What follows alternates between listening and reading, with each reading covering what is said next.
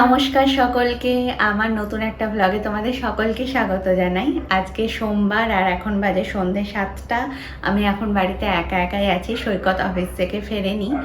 আর আমি সবে green tea খেলাম, এখন ভাবছি নিজের জন্য কিছু একটা বানাবো। তো মাসি আটা দিয়ে রুটি করে গেছে, সেটা দিয়ে ভাবছি এগরোল বানিয়ে খাবো। তো চলো তোমাদেরকে দেখাই।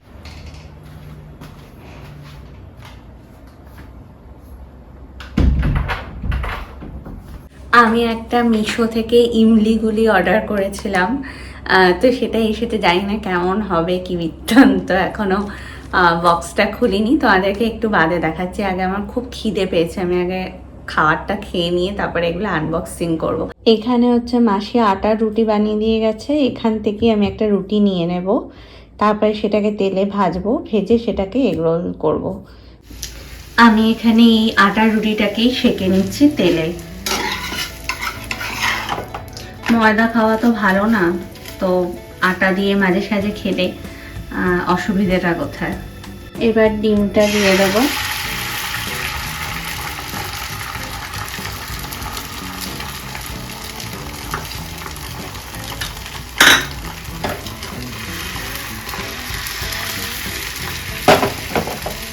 এটা অ্যাকচুয়ালি কালকের রুটি, সৈকত একটা খায়নি, তো আমি কখনোই খাওয়ার নষ্ট করাটা খুব একটা পছন্দ করি না, তো সেইটা দিয়ে আমি আজকে এগরোল বানিয়ে খাচ্ছি। শসা আর পেঁয়াজটা দিয়ে দিয়েছি, এবার একটু লবণ দিয়ে দেব, দিয়ে এটাকে ভালো করে হাত দিয়ে মাখিয়ে নিব, তাহলে লবণটা ছড়িয়ে যাবে। আর আমি তো লঙ্কা খাই না, আমি ঝাল খেতে পছন্দ করি না, তো আমি এরকমই লঙ্কা ছাড়াই খাই। সস দিয়ে দেব, সব কিছুতে মেয়োনিজ দিয়ে খেতে খুব ভালো লাগে। এর আগেও মনে হয় আমি একটা ব্লগে দেখিয়েছিলাম যে আমি চাউমিনও মেয়োনিজ দিয়ে খাই, তো আমার মেয়োনিজটাই সসের থেকে বেশি ভালো লাগে। এটাকে ভালো করে এরকম করে, পুরোটা র্যাপ করা যাবে না, কিন্তু এরকম করে এবার রেডি আমার এই আটার এগরোল। আমি অলরেডি এটা এক বাইট খেয়ে নিয়েছি, এটা খুব ভালো হয়েছে। আমি আগেও বানিয়েছি এরকম আটার রুটি দিয়ে, খুবই ভালো লাগে। ময়দা খাওয়ার চেয়ে আমার মনে হয় মাঝে সাঝে এরকম আটার দিয়ে বানানো এগরোল খাওয়াটাও ভালো। আমার মনে হয় ময়দা জিনিসটা তো খুব একটা ভালো নয়। তো চলো আর একবার খাওয়া যাক, খেয়ে তোমাদেরকে বলি।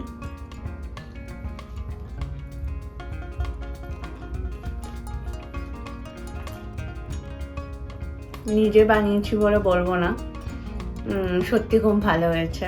তোমরাও এইভাবে বানিয়ে দেখতে পারো, তোমাদেরটাও খুব ভালো হবে।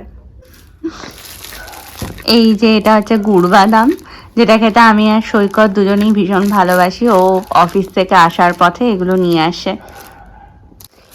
এই যে সৈকত আমার জন্য আবার মোমো নিয়ে এসেছে, আমি ওকে বলেছিলাম যে আমার ঘরে খাবার আছে, তাও আমার জন্য মোমো এনেছে। এই মোমোটা হচ্ছে স্টেশনের কাছে বসে, এই মোমোটা খেতে বেশ ভালো। আমি তো এখন ওই দিকটায় অতটা যাই না, তো মাঝে মাঝে যখন সৈকত অফিস থেকে ফেরে তখন নিয়ে আসে, তখনই খাওয়া হয়।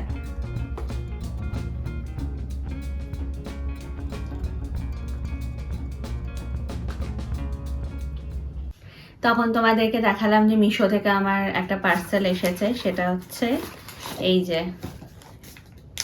কি চুলবুলি ইমলি ক্যান্ডি। এই যে চুলবুলি, এটা হচ্ছে অ্যাকচুয়ালি প্রমোশন একজন করতো, কে? সলমান খান। হাক, খালি বাজে কথা। চুলবুল পান্ডে না?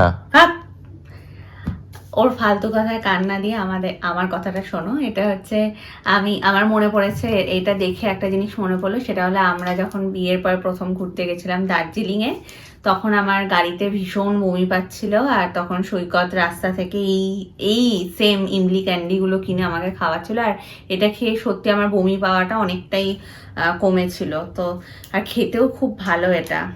আমি এটা মিশোর কার্টে অ্যাড করে রেখেছিলাম, আর সৈকত সেটা দেখে অর্ডার করে দিয়েছে, আমি বলিনি অর্ডার করার জন্য।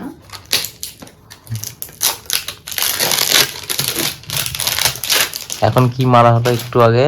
হ্যাঁ, এখন একটু আগে কি মারা হলো? মানে মাখন।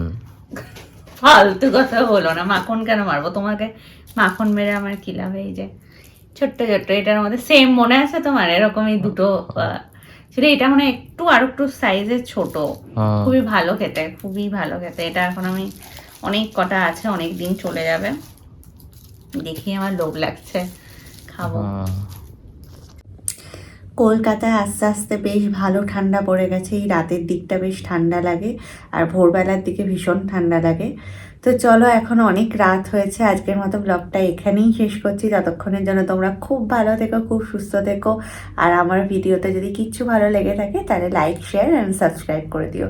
তো চলো, টাটা।